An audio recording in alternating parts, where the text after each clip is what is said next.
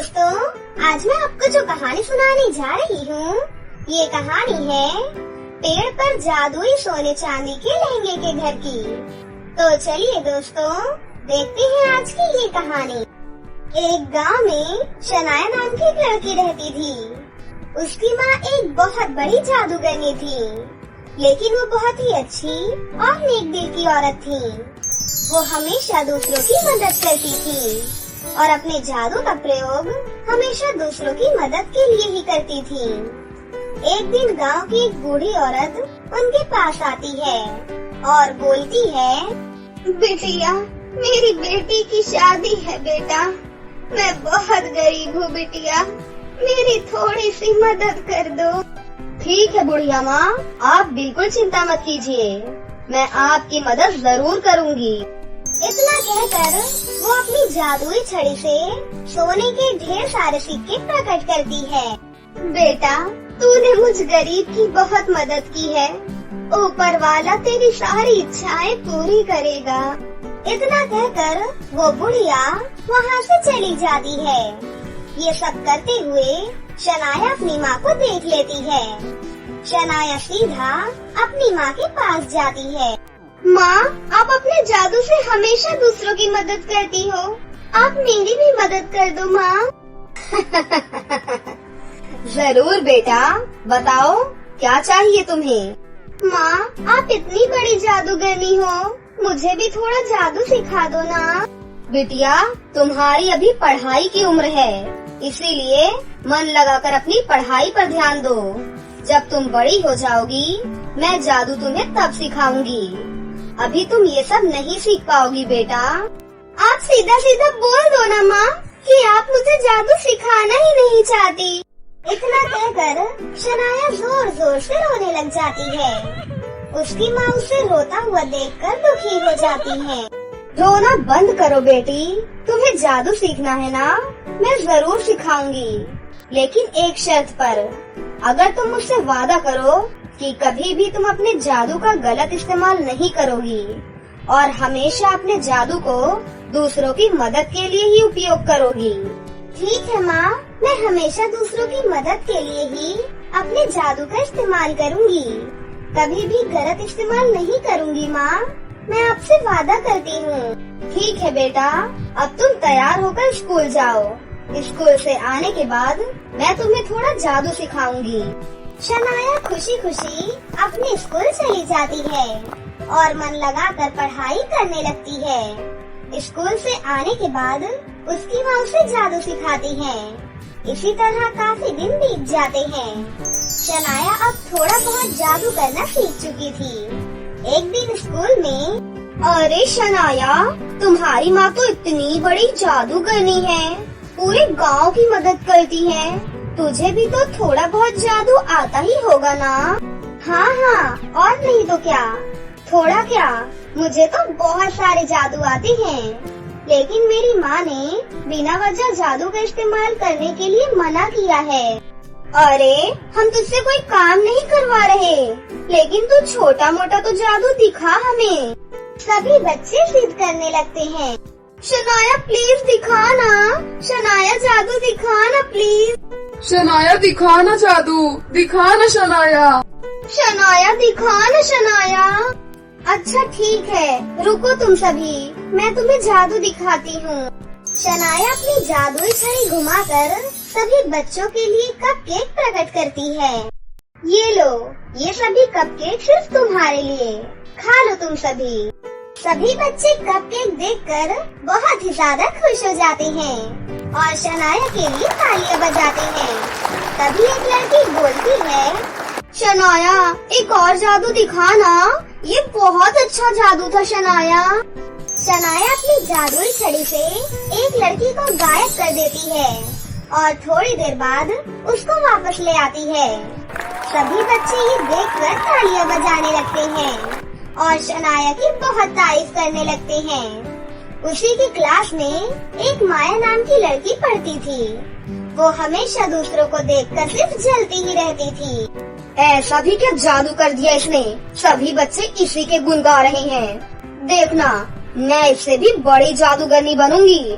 और सभी को अपने वश में कर लूंगी। फिर ये सभी लोग जो आज इसके लिए तालियां बजा रही हैं, वो फिर मेरी तारीफ करेंगे। उसके बाद माया शनाया के पास जाती है और बोलती है, और शनाया, मुझे तुमसे कुछ बात करनी है, मेरे साथ बाहर आना। माया शनाया को लेकर वहाँ से बाहर चली जाती है। क्या बात है? क्या बात करनी है तुम्हें? बताओ। यार, तू कितना अच्छा जादू करती है, मुझे भी कुछ सिखा दे। मुझे भी जादू सीखने का बहुत मन करता है।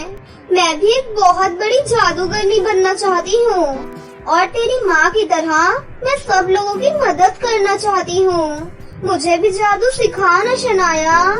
नहीं नहीं, मेरी माँ कहती है पहले हमें अपनी पढ़ाई पूरी करनी चाहिए, उसके बाद वो हमें जादू सिखाएंगी। अच्छा ठीक है, अगर तू मेरी मदद नहीं करना चाहती तो मत कर। तो मुझे ये जवाब देगी? मुझे बिल्कुल उम्मीद नहीं थी शनाया। अरे तू उदास क्यों हो रही है? मैं आज जाकर अपनी माँ से बात करती हूँ। फिर अगले दिन, सुनो माया, तुम शाम को मेरी माँ के पास आ जाना, वो तुम्हें आज जादू सिखाएंगी। शाम को माया जादू सीखने के लिए उनके घर आ जाती है। शनाया की माँ दोनों को जादू करना सिखाती है और माया भी थोड़ा बहुत जादू करना सीख जाती है। एक दिन, सुनो बेटी, मैं चाहती हूँ कि तुम दोनों भी बड़ी होकर गरीब और जरूरतमंद लोगों की सहायता करो। आज मैं तुम दोनों को एक ऐसी जगह लेकर जा रही हूँ जहाँ सिर्फ एक जादूगर ही जा सकता है। उसके बाद तीनों अपने जादुई झाड़ू पर बैठकर एक जंगल में चली जाती हैं। जंगल में एक पेड़ पर 2 सोने और चांदी के लहंगे के घर थे। शनाया की माँ उन दोनों लड़कियों को सोने वाले लहंगे के घर में लेकर जाती हैं, जहाँ पर बहुत सारी धन दौलत रखी थी। अरे वाह, कितनी सारी धन दौलत है। मैंने जिंदगी में कभी इतनी धन दौलत नहीं देखी। ये सारी धन दौलत हमें दूसरों की मदद के लिए ही उपयोग करनी है। हमें इस धन दौलत को अपने स्वार्थ के लिए कभी भी प्रयोग में नहीं लाना।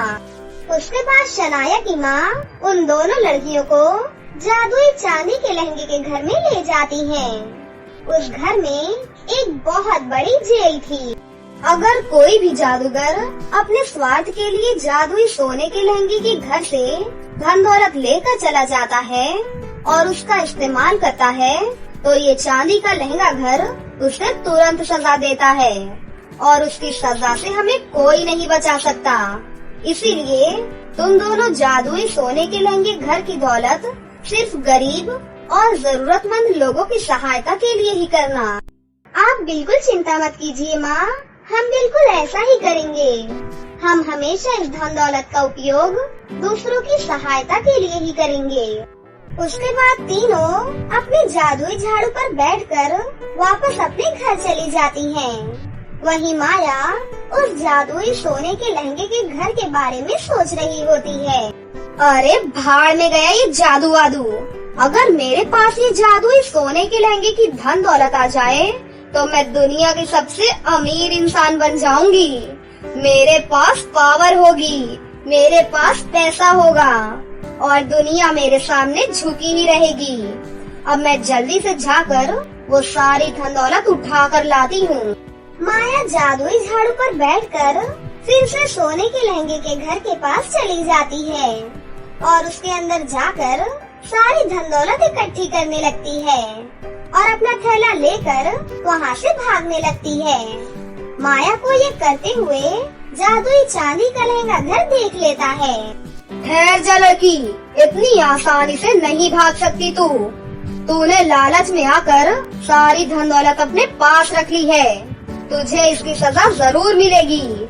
आज तेरी खैर नहीं, भागने की कोशिश भी मत करना। उसके बाद जादुई चांदी का लहंगा घर उसे अपने अंदर खींच लेता है और उसे पकड़कर अंदर जेल में डाल देता है। मुझे माफ कर दो मुझे। मैं दोबारा ऐसा कभी नहीं करूँगी। घर जाने दो मुझे, मुझसे बहुत बड़ी गलती हो गई। लेकिन जादुई चांदी का लहंगा उसे माफ नहीं करता और सारी जिंदगी के लिए उसे जेल में कैद कर लेता है। वहीं शनाया बड़ी हो जाती है और अपनी माँ की तरह वो एक बहुत बड़ी जादूगरनी बन जाती है। शनाया भी अपनी माँ की तरह गरीब और जरूरतमंद लोगों की सहायता करने लगती है और कभी भी लालच नहीं करती थी। वहीं दूसरी तरफ दुनिया में किसी को भी पता नहीं चलता कि माया जादुई चांदी के लहंगे के घर के अंदर हमेशा के लिए कैद हो चुकी थी। तो दोस्तों, कैसी लगी आपको हमारी ये कहानी? अगर आपको हमारी कहानी अच्छी लगी हो तो इसे जरूर लाइक करें, साथ ही हमारे चैनल को सब्सक्राइब भी कर लें और बेल आइकन को दबाना ना भूलें। मिलते हैं अगली वीडियो में। धन्यवाद।